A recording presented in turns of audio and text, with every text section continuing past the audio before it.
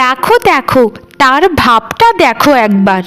শরীর ভর্তি গয়নাগাটি লাগিয়ে এমন ভাব ধরছে যেন কোনো মহারাজার রানী এদিক দিয়ে যাচ্ছে। এইদিক দেখলে আমার কাজ করার মন মানসিকতাটাই উঠে যায়। তাদের কিছু টাকা আছে তো, তাই তো একটু ভাব ধরতেই হবে। কিন্তু আমি একটা কথা বুঝি না, আমার স্বামী তো তার স্বামীর ছোট ভাই আপন। যেখানে আমার স্বামীর কিছুমাত্র জমি জমা রয়েছে, সেখানে তার বড় ভাইয়ের এত আভিজাত্য ধন সম্পত্তি কিভাবে এলো? অন্য সব কথা ভাবতে ভাবতে এই কথাটা তো বলার সময়ই পাইনি ওনার কাছে। ধুর চাই, আর কাজ করতে মনই চাইছে না। আমার একটা সোনার হার নেই, একজোড়ো কানের দুল নেই। আমার মতো বয়সী মানুষের কত কিছু রয়েছে। এভাবে কি আর সংসার করা যায়? আমাকে শুধু খেতে দিতে পারলে কি আমি সংসার করব নাকি? আমার কি আর কোনো প্রয়োজন নেই কিছুর? পুলি পিঠে বানাতে বসেছিলাম, আজ আর পিঠে বানাবো না। সে আসুক, আজ ওর সাথে আমার হবে। কে গো গিন্নি, পিঠে বানানো কত দূর? আর কত আমি অপেক্ষা করব দুটো পিঠে খাওয়ার জন্য? তুমি একটু তাড়াতাড়ি করো না গো। আমার তো খুব ইচ্ছে করছে কিছুদিন ধরে পিঠে খেতে। পেটে ইঁদুর লাফালাফি শুরু করে দিয়েছে। হা হা হা হা। আমার কি মনে হয় জানো, তোমারই খাই খাই স্বভাবটার জন্যই তুমি জীবনে কিছুই করতে পারোনি। যদি এই স্বভাবটা ছাড়তে পারতে না, তাহলে ঠিক মানুষের মতোই তুমি ধনী থাকতে আজ। আর আমারও সব শখ আহ্লাদ পূরণ হয়ে যেত। আমি এখন আর পিঠে বানাতে পারবো না। যা বানিয়েছি তা তুমি রান্না করে খেয়ে নাও। আরে গিন্নি, সকালেও তো তুমি ভালো ছিলে, এখন আবার তোমার কি হয়ে গেল? এত রাগ করছো যে? আর কার কথাই বলছো? কাকে উদাহরণ দিচ্ছ আমার সাথে? একটু খোলসা করে বলো তো। আহা রে, কিছু বোঝে না, করছি খোকা। বোঝো না আমি কার কথা বলছি? তোমার বড় ভাইয়ের কথা বলছি। কেন গিন্নি, তুমি তো আগে থেকে সবকিছু জানো। আমার বড় ভাই আমার থেকে অনেক ধনী। এ আবার নতুন কি বলো তো? নতুন আছে, বুঝেছো? নতুন আছে। অনেক প্রশ্ন করারই তোমার এখনো বাকি রয়েছে আমার। আচ্ছা, আমার একটা প্রশ্নের তুমি জবাব দাও তো। তোমরা তো দুজন মার পেটের ভাই। তোমার পিতৃ সম্পত্তি দুজন ভাইয়ের মধ্যে তো সমান ভাগই ভাগ হয়েছিল। কিন্তু তোমার ভাই এত ধনী আর তুমি এরকম গরিব হলে কি করে? সে নিশ্চয়ই তোমার সাথে ঠকবাজি করেছে, না হলে তার এত সম্পত্তির উৎসটা কি? ও গিন্নি, এই ব্যাপার। আচ্ছা শোনো তবে, আমার বাবা আমাদের দু ভাইয়ের মধ্যে সমান ভাগে সম্পত্তি দান করেছিলেন। এরপর সে সেই জমি বিক্রি করে একটা ব্যবসা শুরু করে, সেখানে সে প্রচন্ড লাভ করে। এরপর থেকে আর তাকে পেছনে ফিরে তাকাতে হয়নি। আর আমি কখনোই ব্যবসাপাতি সম্পর্কে ভাবিনি। এসব সম্পর্কে আমার ধারণা খুব কম। আমি ছোটবেলা থেকে চাষবাস করতে খুবই ভালোবাসি, তাই এই কাজটাকে আমি বেশি মূল্যায়ন করেছি। হয়েছে হয়েছে, ভাইয়ের নামে আর গুণগান করতে হবে না। যাও এখন এখান থেকে। আমি আর তোমার সাথে কথা বলতে চাই না।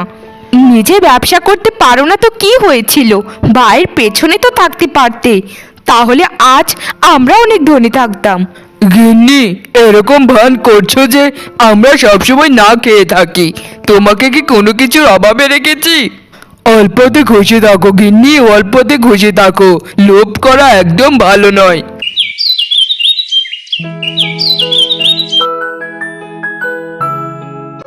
আচ্ছা শোনো না, আমি কি বলছিলাম জানো তো, তোমার ছোট ভাই তো অনেক কৃষিকাজ করতে পছন্দ করে। তাই আমি ভাবছিলাম যে আমাদের যে পূব দিকের ধানি জমিটা আছে, সেটা ওকে দিলে কেমন হয়? আমাদের তো অনেক জমি রয়েছে, ওটা দিলে তো আমাদের কখনোই কম পড়বে না। তুমি কি বলো গো? আসলে গিন্নি, তোমার চিন্তা ভাবনা আর মনটা কত বিশাল। যেখানে আমি নিজের ভাই হয়ে নিজের ভাইয়ের কথা এত ভাবি না, সেখানে তুমি বৌদি হয়ে এত কথা ভাবো। তুমি যেটা বলছো সেটাই হবে গিন্নি। আমার ছোট ভাইটাকে দেখলে না আমার বড্ড মায়া হয়। আমি না হয় ব্যবসাপাতি করে একটু বড়লোক হয়েই গেছি, কিন্তু সে তো আর হতেই পারিনি। ও বেচারা ছোটবেলা থেকে কৃষিকাজ খুবই ভালোবাসে, তাই সে ব্যবসাপত্র কখনো করতেই চায়নি। কিন্তু গিন্নি, আমি তো আর মরে যাইনি। সে কখনোই অভাবে পড়বে না, আমি তাকে পড়তেই দেব না। অভাবে পড়বে কেন গো? সে তো আমাদের আপনজন। শোনো না, আমি কি বলি, আমাদের বাড়িটার মতো যদি ওদের বাড়িটাও করা যেত তাহলে খুবই ভালো হতো। এক ভাইয়ের ঘর একরকম, আরেক ভাইয়ের ঘর আরেক রকম, করে ঘর আর দালান, এটা তো বেমানান গো। আর তাদের ঘরটা বানিয়ে দিলে না, অনেক খুশি হবে তারা। এই কথাটা আমি কিছুদিন ধরে ভাবছি, জানো তো গিন্নি। আর বেচারা রাজুর বউটা, তাকে দেখলে আমার খুবই মায়া হয়। সবসময় চেহারার মধ্যে কেমন যেন একটা চিন্তার ছাপ। মনে হয় সে এটাই ভাবে যে তার বড় ভাই তাকে একটুও সাহায্য করে না। হ্যাঁ গো, তুমি একদম ঠিক কথা বলেছ। আমিও এটা সবসময় লক্ষ্য করি। আমারও না ওকে দেখলে বড্ড মায়া হয়। তারও তো ইচ্ছে করে আমার মতো একটু গয়নাগাটি পরতে। শেখরার কাছে একটা গয়না অবশ্য বানাতে দিয়েছি ওর জন্য। খুব তাড়াতাড়ি তাকে আমি উপহার দেব। আমি তাকে তো একদিন বলেই ফেলেছিলাম যে চলো না সবাই মিলে আমরা একসাথে থাকি, কিন্তু সে আমার কথায় কোনো উত্তরই দেয়নি। সে বয়সে একটু ছোট তো, তাই তোমাকে বোধহয় ভয় পেয়ে কিছু বলেনি। কিন্তু গিন্নি, আমি তাদের সুখের জন্য সর্বোচ্চ চেষ্টা করে যাচ্ছি। আমরা ছাড়া আমার ভাই আর ভাইয়ের বউয়ের কে আছে বলো? হ্যাঁ গো, তুমি একদম ঠিক কথা বলেছ। আমরা যদি তার পাশে না থাকি তাহলে কে থাকবে? মানুষ তো এইসব ওসব বলবে যে বড় ভাইয়ের কাছে ছোট ভাই কত মূল্যহীন। আর আমাদের বিবেক বুদ্ধি বলতেও তো একটা ব্যাপার আছে। নিজের বিবেকই হচ্ছে সবচেয়ে বড় আদালত। আচ্ছা শোনো না, অনেকটা তো বেলা হয়ে গেল, এখন গিয়ে সকালের খাবারটা খেয়ে ফেলি চলো, না হলে শরীর খারাপ করবে। আচ্ছা, তোমাকে না সেই কত দিন ধরে বলছি আমার জন্য একজোড়ো সোনার কানের দুল আর একটা গলার হার এনে দাও। আমার কথার কি কোনো মূল্য নেই তোমার কাছে? দেখো গিয়ে দেখো, তোমার বড় ভাইয়ের বউকে গয়না দিয়ে একদম ভরিয়ে দিয়েছে। আর তুমি কি করেছো আমার জন্যে? শুধু দুবেলা খেতে দিলে কি সব হয়ে যায়? আর কিছু কি আমার প্রয়োজন নেই? আরে গিন্নি, এভাবে চেঁচামেচি করছো কেন খাবারের সময়? আমি তো তোমাকে কথাই দিয়েছি, এবারে ফসল তোলার পর তোমাকে আমি গয়না কিনে দেবই দেব। আমার কথা কি তোমার বিশ্বাস হয় না নাকি? সবুর করো গিন্নি, সবুর করো। সবুরে মেয়া ফলে, এটা তো তুমি জানোই। আমার সবুরে মেয়া ফলবে না, আমার সবুরে ফলবে মাকাল ফল, যেটা উপরে সুন্দর আর ভেতরে বিষাদ।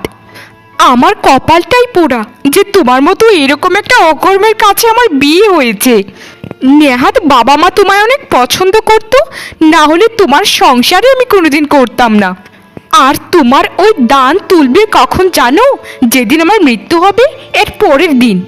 তোমার বড় ভাইয়ের বউ সবসময় আমাকে তার গয়না দেখিয়ে কত ভাব ধরে চলে, আর আমি শুধু চেয়ে চেয়ে দেখি আর আঙুল চষি। আরে গিন্নি, বড় ভাইয়ের বউ সম্পর্কে তুমি যা বলছো সেটা সত্যি নয়। সে কখনোই আমাদেরকে কিছু দেখানোর জন্য পড়ে না। তোমার এসব মন মানসিকতার ভুল বুঝেছো। নিজের মন মানসিকতাটাকে পরিবর্তন করো। তারা জানো আমাদেরকে নিয়ে কত ভাবে। বাহ বাহ বাহ বাহ, নিজের ভাই আর ভাইয়ের বউয়ের কথা বলতেই কেমন যেন তেলে বেগুনে জ্বলে উঠলে না? তোমার কাছে তো আমার থেকে তোমার ভাই বউয়ের কথার দাম বেশি। আমি যে সারাটা দিন তোমার জন্য খেটে খুঁটে রান্না করি সেটা কি চোখে দেখো না? এই শোনো, তোমাকে আমি শেষবারের মতো বলছি, এই সপ্তাহের মধ্যে যদি আমার প্রয়োজনীয় জিনিসপত্রগুলো না এনে দাও তাহলে তোমার সংসার আর করবই না। এই জীবনের মতো বাপের বাড়ি চলে যাব। তারপর তুমি থেকো তোমার ভাই বউ আর ভাইকে নিয়ে। আমাকে তুমি বুঝলে না গিন্নি, আমাকে তুমি বুঝলে না। নিজের কথার দাম তো ঠিকই 16 আনা রাখো, আর আমার কথার দাম 1 আনাও দাও না। বিধাতা, এসব সহ্য করার শক্তি দাও আমাকে, শক্তি দাও, না হলে উঠিয়ে নিয়ে যাও তোমার কাছে। এই সংসারের ঝামেলা আর ভালো লাগে না।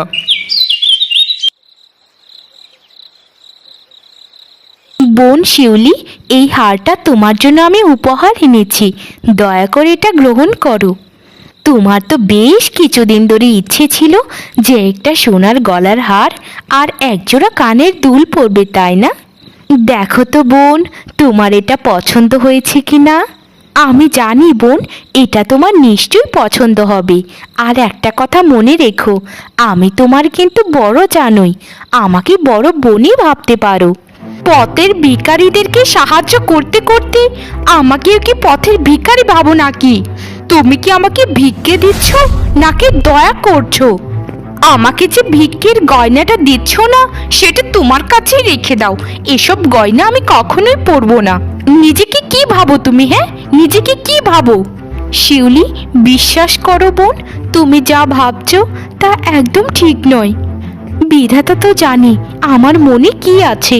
তোমাকে আমি ঠিক ছোট বোনের মতোই দেখি।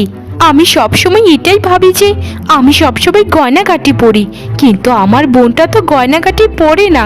তাই তাকে একটা ভালো হার আর একজোড়া কানের দুল বানিয়ে দিই। তুমি আমার কথা বিশ্বাস করো বোন, আমার এই উপহারটা তুমি ফিরিয়ে দিও না। তোমার এই ফন্দিগুলো আমি ঠিক জানি, জানো, আমি এগুলোই হেঁটে এসেছি এতদিন। তুমি আমাকে গয়না দিতে এসে দেখিয়ে গেলে যে দেখো দেখো আমার কত গয়না, যেটা তো তোমার নেই। এইসব দেখাতে এসেছো, তাই না? তোমাদের কাছে টাকা আছে বলে তোমরা যা ইচ্ছে তাই করবে, আমাদেরকে খেলার পুতুল পেয়েছো। তোমাদের এই স্বভাব সম্পর্কে আমি কিন্তু জানি। হায় রে বিধাতা, কাকে আমি কি বোঝাই। দেখো বোন, মানুষ ভাবে যে যারা ধনী, যাদের টাকা পয়সা একটু বেশি, তাদের মনে খুব অহংকার। কিন্তু বিশ্বাস করো বোন, বিধাতা সব কিছুই জানেন। আমরা সবাই মানুষ, কারো হয়তো টাকা পয়সা বেশি বা কারো কম। আর তোমরা তো আমাদের পর নয়, আমাদের আপনজন, আমরা একই। বলো না বোন, আমার সম্পর্কে এরকম বাজে ধারণা তুমি কেন রাখো? বলো না, উত্তর দাও। আমরা এতদিন ভেবেছিলাম যে তুমি আমাদের সাথে জড়তাই কথা বলো না, এখন দেখা যায় আমাদেরকে কি ভাবো, অহংকারী আমরা। যখন আমার বাড়ির সামনে দিয়ে দুটো গয়না লাগিয়ে ঢেংঢেঙিয়ে হেঁটে যাও, তখন তোমার মনে থাকে না যে আমি অহংকার করে হাঁটছি? নিজেদের স্বভাব আগে পরিবর্তন করো। আমাদেরকে ভিক্ষুক ভেবো না যে তোমাদের দেওয়া ভিক্ষা আমরা গ্রহণ করব। আমার ঘর থেকে বেরিয়ে যাও বলছি, এক্ষুনি বেরিয়ে যাও, না হলে ঘাড় ধাক্কা দিয়ে বের করে দেব। মা গো, ও মা, আমাকে দুটো খেতে দেবে মা? আমার খুবই খিদে পেয়েছে রে মা। আমি পাশের গ্রামের ভিখারিনী, পাশের গ্রাম থেকে হাঁটতে হাঁটতে এই গ্রামে চলে এসেছি। খিদেও পেয়েছে খুব। কি রে মা, কথা বলছিস না কেন? আমাকে দুটো খেতে দিবি? আমার হাতে যে হাতা খুন্তিটা আছে, এটা দিয়ে একটা চেকা দিলে না একদম ভিক্ষা করা বেরিয়ে যাবে। এই বুড়ি, এই তুমি দেখতে পাচ্ছ না আমি রান্না করছি? তোমায় কি আমি হোটেল থেকে খাবার এনে খাওয়াবো নাকি? দেখতেই পাচ্ছ যে আমি উত্তর দিচ্ছি না। এখান থেকে আর কোনো কথা না বলে চলে যেতে পারলি না? কানের কাছে ঘ্যানর ঘ্যানর করছুই তো করছুই। ক্ষমা করে দে মা, তুই যে রান্না করছিস সেটা আমি খেয়াল করিনি রে। বুড়ি হয়েছি তো, তাই চোখেও একটু কম দেখি। কিন্তু মা, একটা কথা বলবো, যদি কিছু মনে না করিস। তুমি আমায় আবার কি কথা বলবে? কোনো গুপ্তধনের সন্ধান দিবে নাকি? আমি তো অনেক গল্পই পড়েছি যে তোমাদের মতো বুড়িদের হাতে নাকি গুপ্তধনের সন্ধান থাকে। দেবে নাকি একটা গুপ্তধনের সন্ধান? তাহলে তোমাকে পেট পুরে খাওয়াবো। শোন রে মেয়ে, একটা কথা বলে রাখি তোকে, এত লোভ করিস কেন রে বলতো? মানুষের জীবন বা কত দিনের? এত লোভ আর বাজে ব্যবহার থাকলে তো দুনিয়াতে যেমন তুই শাস্তি পাবি, তেমন তুই পরবর্তী জন্মেও শাস্তি পাবি। মানুষের কি এত অহংকার, লোভ আর খারাপ ব্যবহার মানায় না রে, মানায় না। বাবারে বাবা, এই যেন ভিক্ষুক বুড়ি নয়, আমাদের বাড়িতে জ্যোতিষী মশাই এসেছেন, ভবিষ্যৎ গণনা করে আমার ভবিষ্যৎ বলছেন। আহা, কি সুন্দর দৃশ্য। শোন বুড়ি, তোকে এখনই ঝাঁটা বেটা করার আগে না এই বাড়ি থেকে বিদেয় হও। অসভ্য বুড়ি, এত যখন ভবিষ্যৎ গণনা করতে পারিস, তাহলে তুই ভিক্ষে করে খাস কেন? কোনো গাছের নিচে বসে পড়লে তো মানুষে তোকে 2-3 টাকা দান করেই যায় এমনিতে। শোধরা, নিজেকে শোধরা, না হলে তোর খুব খারাপ হবে রে। শুধরে ফেল, এখনো সময় আছে। মা গো, বাড়িতে কি কেউ আছো নাকি? আমার খুবই খিদে পেয়েছে গো মা, আমাকে কিছু খেতে দেবে? বাড়িতে কি কেউ আছো নাকি মা? একটু বেরিয়ে আসো না গো, আমার শরীরটাও খুব খারাপ লাগছে না খেতে পেয়ে। ঘরে কি কেউ আছো নাকি গো মা? বাইরে একটু বেরিয়ে এসো না গো। আরে বুড়িমা, কি হয়েছে তোমার বলো তো? তোমার কি খিদে পেয়েছি নাকি তোমার কিছু লাগবে? আমায় তাড়াতাড়ি বলো, আমি তোমায় এখনই এনে দিচ্ছি। আসলে বুড়িমা, আমি একটু রান্নাঘরে ছিলাম, তাই ওখান থেকে আওয়াজটা আমি শুনতে পাইনি। যখন আমি মাঝঘরে এলাম তখন তোমার আওয়াজটা আমি শুনতে পেলাম।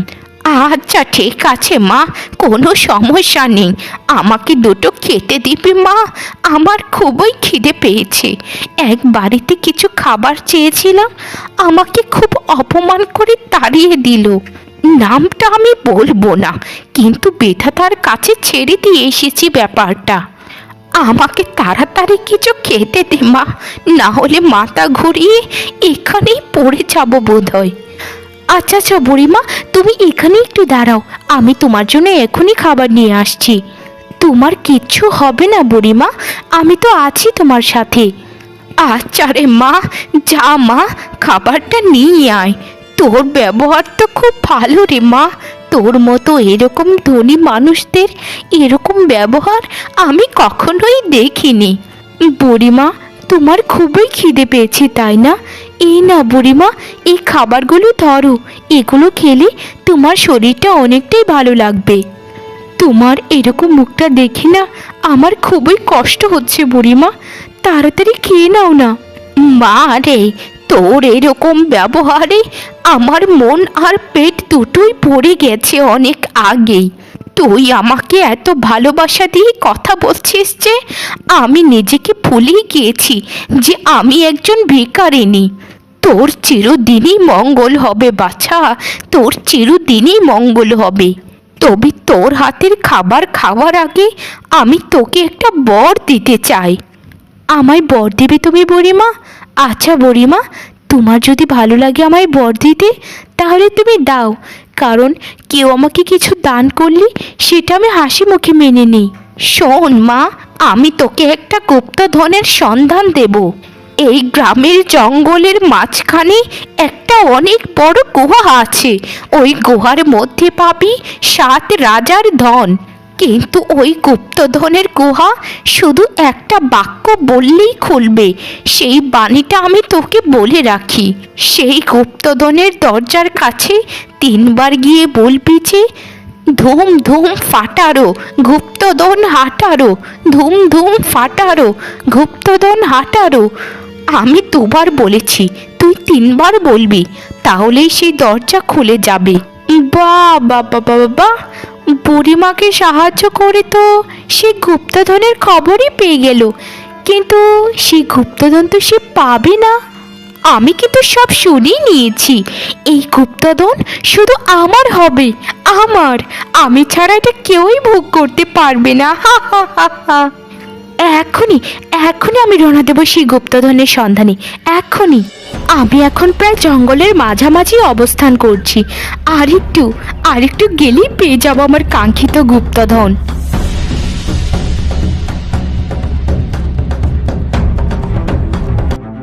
ওই বুড়িটা তো ঠিক কথাই বলেছিল, এই তো একটা গুহা, ঠিক যেন গুপ্তধনের গুহার মতোই লাগছে। এই গুহার ভেতরে আমি সেই মন্ত্রটা 3 বার উচ্চারণ করে প্রবেশ করে আমি এই পৃথিবীর সবথেকে ধনী ব্যক্তি হয়ে যাব। হা হা হা হা হা। ঝুম ঝুম ফাটারো গুপ্তধন হাতারো, ঝুম ঝুম ফাটারো গুপ্তধন হাতারো, ঝুম ঝুম ফাটারো গুপ্তধন হাতারো।